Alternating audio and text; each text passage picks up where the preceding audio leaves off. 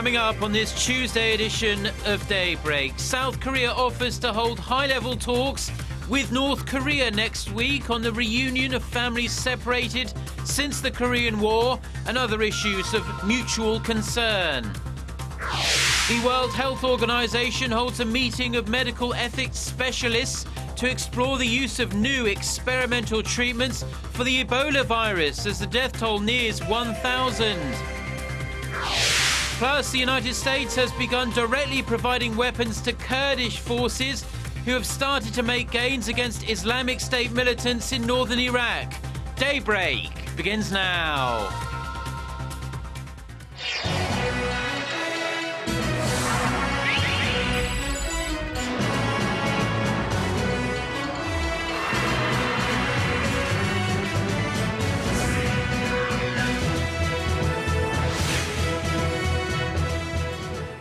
Hello and thanks for joining us. To our viewers around the world, it's 6 a.m. on Tuesday, August 12th here in Seoul. I'm Mark Broom and you're tuned in to Daybreak. Our top story this morning, South Korea says it would like to hold a fresh round of high-level talks with North Korea early next week. Seoul wants to discuss holding reunions for families separated since the Korean War, as well as North Korea's participation at the upcoming Asian Games in the South. Hwang Sung-hee starts us off. South Korea reached out to North Korea on Monday, proposing high-level talks next Tuesday at the border village of Panmunjom. If held, it would be the second high-level meeting between the two Koreas since President Park Geun-hye took office. South Korean Unification Minister Ryoo Kihl-jae said a wide range of issues could be up for discussion. We are planning to discuss reunions for families separated by the Korean War, as well as other issues of mutual interest. The proposal for talks came on the same day South Korea decided to provide more than $13 million in aid to North Korea through the World Food Program and World Health Organization. The Unification Ministry said it will use the Inter-Korean Cooperation Fund to offer $7 million worth of nutritional assistance to mothers and children in the North via the WFP and $6.3 million in medical aid through the WHO. We will provide $7 million to the WFP for nutritional assistance to mothers and children in the North. We will also offer $6.3 million through the WHO for medicine, improvement of medical facilities, and medical training programs. Experts say South Korea is accelerating efforts to improve inter-Korean relations ahead of President Park Geun-hye's Liberation Day speech on Friday, where she is expected to introduce further measures to better ties.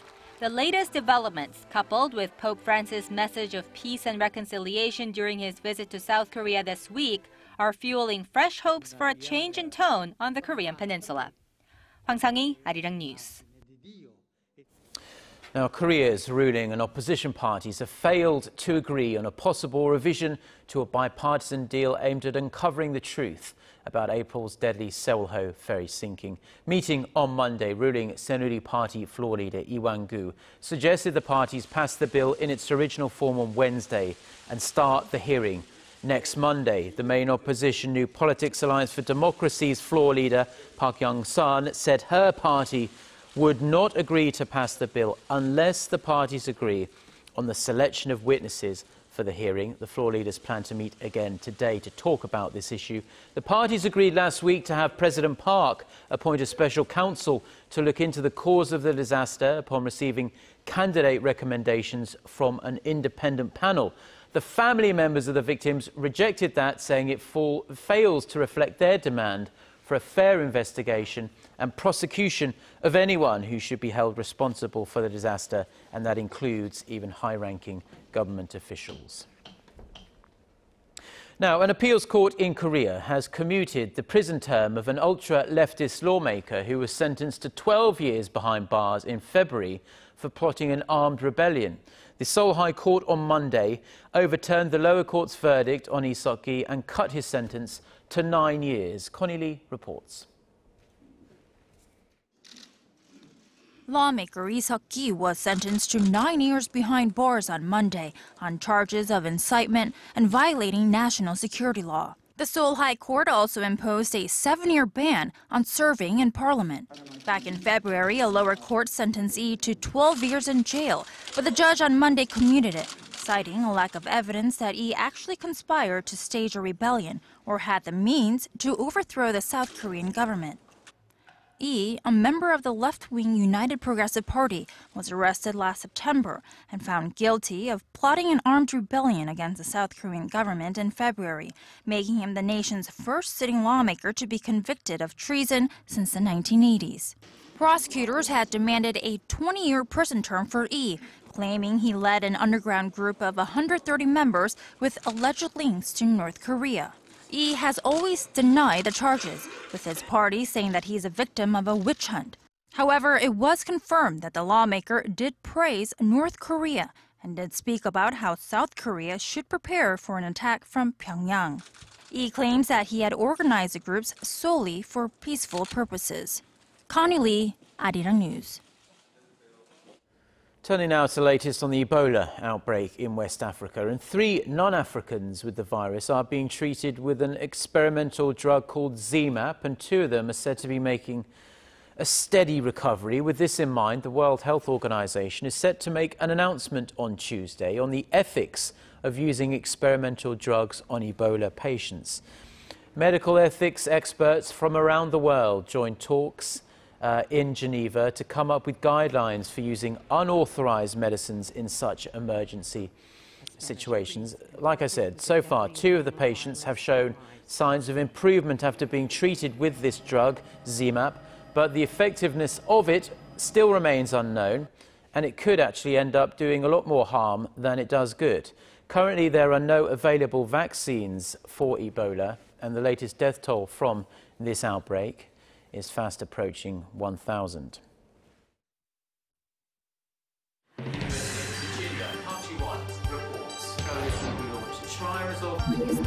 We start before the sun rises to bring you the latest stories out of Korea.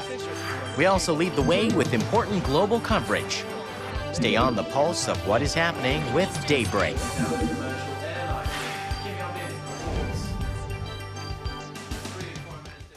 Now, President Park Geun-hye has accused the country's political parties of getting in the way of economic progress with their continual bickering. At a meeting with her senior secretaries on Monday, the president said politics exists for the people, not for the politicians themselves. She added the government and political community should take responsibility for delaying the passage of lots of bills designed to revitalize the economy. The president said each and every bill is closely linked to improving the people's livelihood and creating more jobs. President Park also urged her aides to work with the National Assembly to pass legislation designed to root out corruption by the end of this month, as well as to get to the bottom of April's Seoul ferry disaster. Now, Korean motorists have been bitten by the Euro bug. Cheaper prices, better service and more choice have sparked a surge in interest in European-made automobiles, and it is German cars such as Audi, BMW and Mercedes-Benz that are coming out on top, as our Song Ji-sun reports. European cars now account for 4 out of every 5 foreign cars shipped to Korea. Sales of imported cars jumped 40% in June from a year earlier to nearly 18,000 to grab a 15% share in the Korean auto market for the first time, according to Korea's Auto Importers and Distributors Association. The big jump was largely due to German vehicles. The biggest losers are Japanese brands, which now represent only 12% of imported cars, down from 36% in 2008. Industry analysts attribute the shrinking Japanese presence to the shift in consumer preference, as efficiency-conscious Korean drivers have turned their eyes to diesel models, especially for sedans. While the Germans roll out new diesel-powered sedans, Japanese automakers have expanded their lineups in the gasoline and hybrid models. In fact, 9 out of 10 best-selling imported cars are German-made diesel models. Korean auto buyers are increasingly preferring European-built cars, with British automakers accounting for 11% and other European brands from France, Sweden, and Italy each accounting for about 1% of total imported car market share, all showing growth from the same period last year. 송지선, Arirang News. Now, of the 12 million or so foreign tourists who came to Korea last year, 1/3 were from China. And with China expected to become the world's largest travel market over the next 10 years, many more are expected to come our way, which presents a unique challenge of its own for the tourism industry, namely offering proper accommodations. Our Park Geun-hye reports. The nearly 4 million Chinese tourists who entered Korea last year made up about 1/3 of the total number. It's a figure that has risen at a steady pace in recent years, up 34% annually on average over the past 5. And with a bilateral free trade agreement expected to be inked by the end of this year, the influx of Chinese tourists is expected to grow even more in the near future, with nearly 10 million people total from both countries going back and forth each year. To meet the demand, Korea's tourism infrastructure will need to adjust, particularly with regard to its accommodations. There were, for instance, nearly 28,000 rooms available in Seoul last year. That's just 1/5 the number of hotel rooms that Beijing or Tokyo offered. For the most popular range of hotel rooms, which cost between $80 to $100 per night, the number for Seoul drops to about 3,000. The Korea Tourism Organization estimates that at least 40,000 more hotel rooms will need to be created to meet the demand of Chinese tourists in the future. Park Ji-won, Arirang News.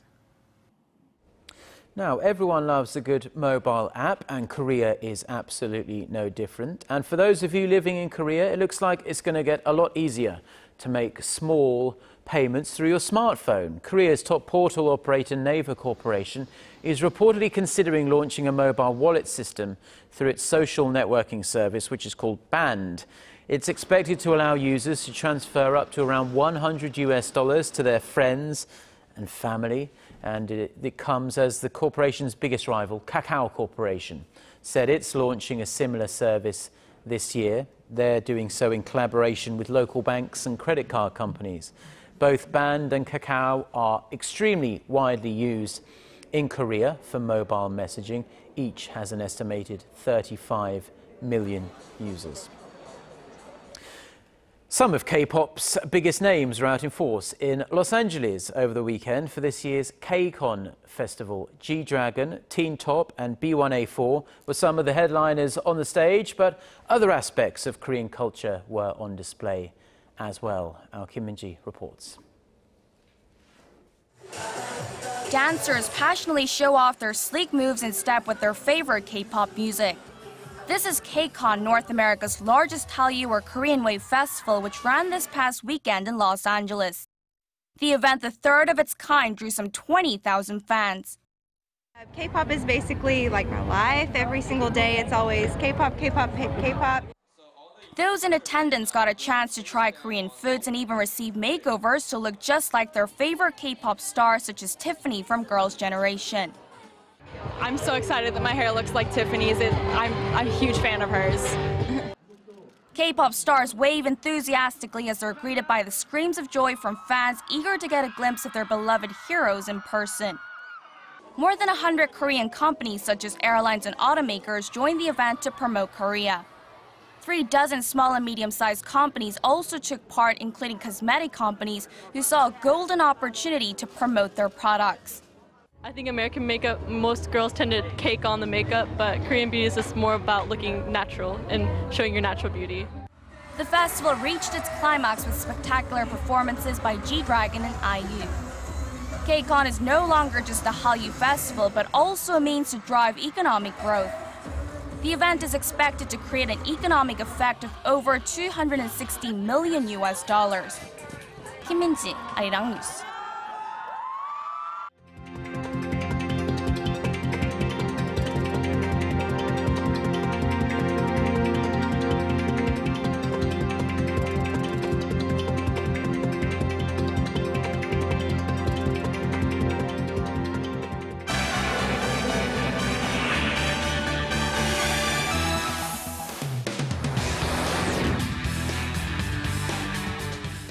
Time now for a look through some of the other international headlines we're following on this Tuesday morning. For that, we turn to our Eunice Kim, standing by at the News Centre. Good morning, Eunice. And good morning to you, Mark. We'll begin with developments in the war against the radical Sunni militants in Iraq.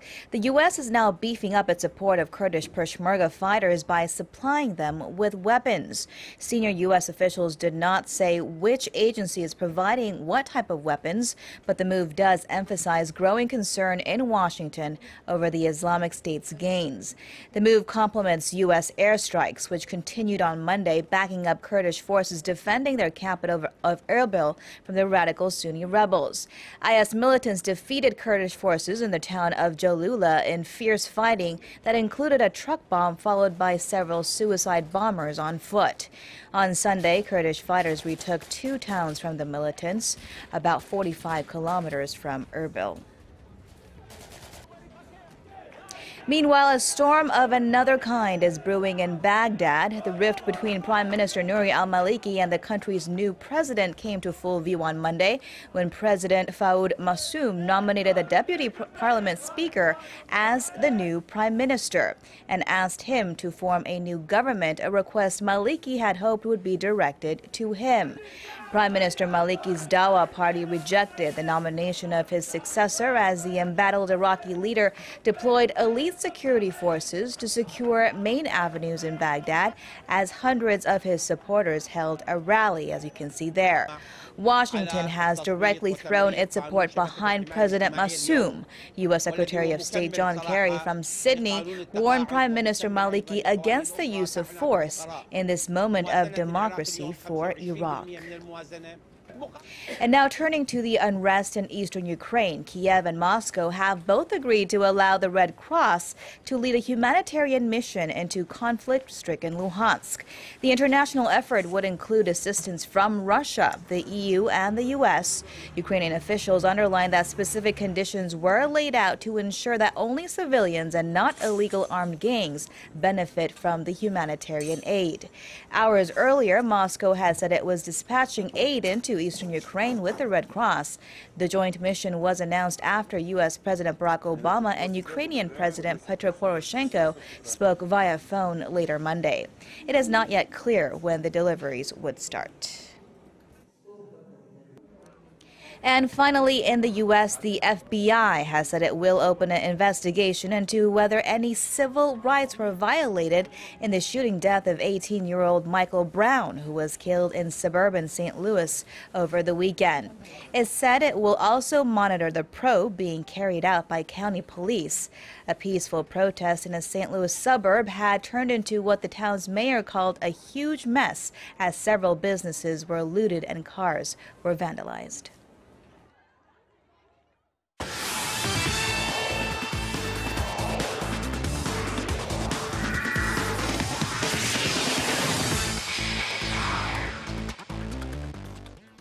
And a good Tuesday morning to you all as we kick things off in the LPGA, where South Korea's Lee Mi-rim was able to win her first LPGA Tour title. Not to mention, she beat out Park Geun-hye of all golfers to claim that title.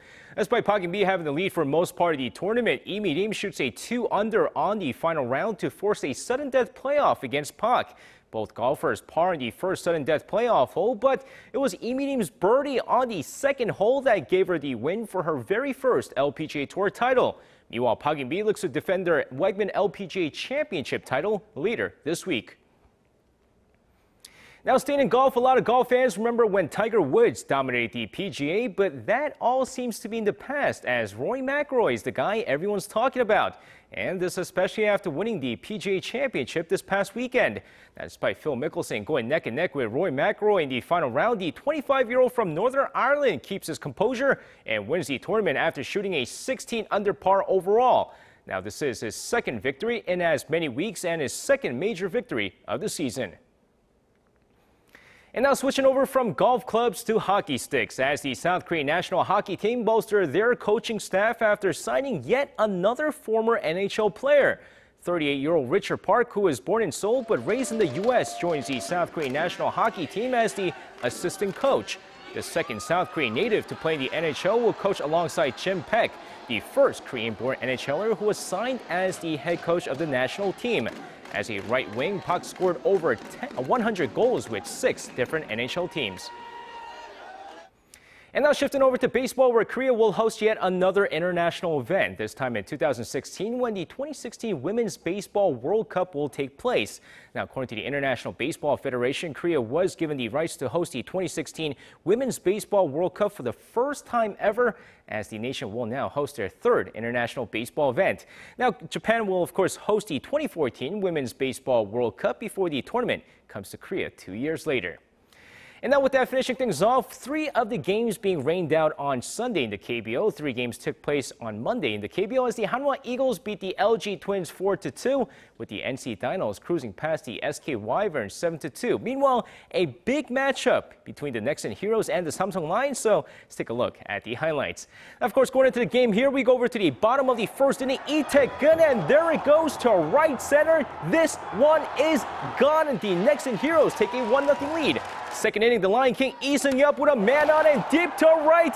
Gone number 25 on the season, and Samsung takes the lead 2-1. 3rd inning, man on second, Chete in an RBI double to left center field, and it's now 3-1.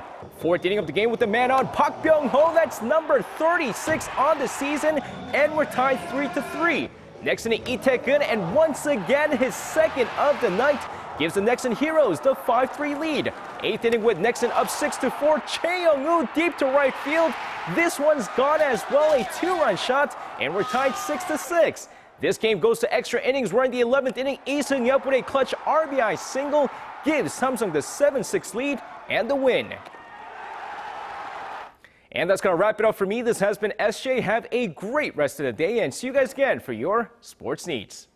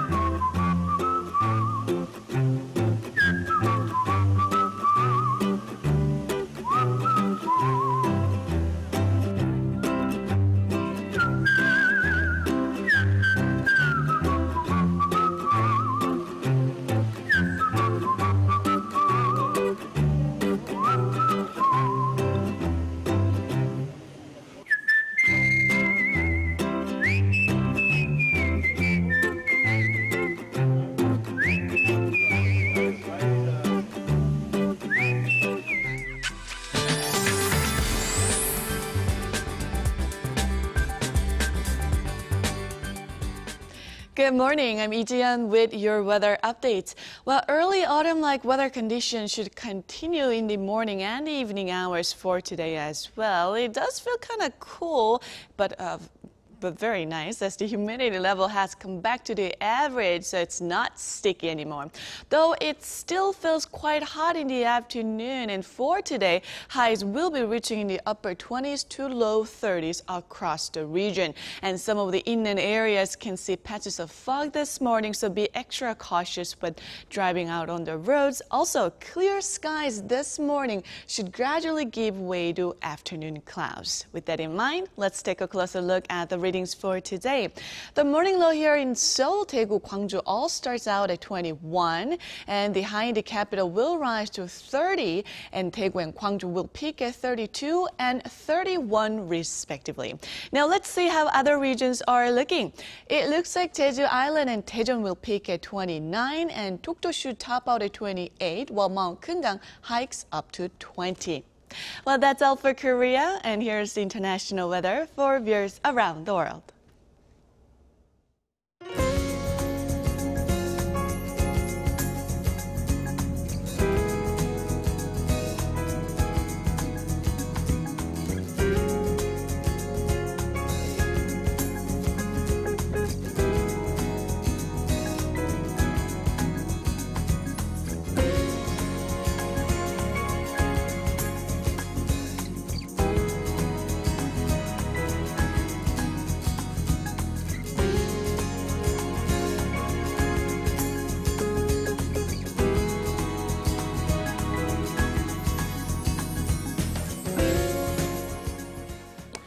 And those are the stories we have for you at this hour. Korea Today is coming up in half an hour, though, and we'll be back throughout the day with many more news updates for you. I'll be back myself at 10 a.m. Korea time. Until then, goodbye.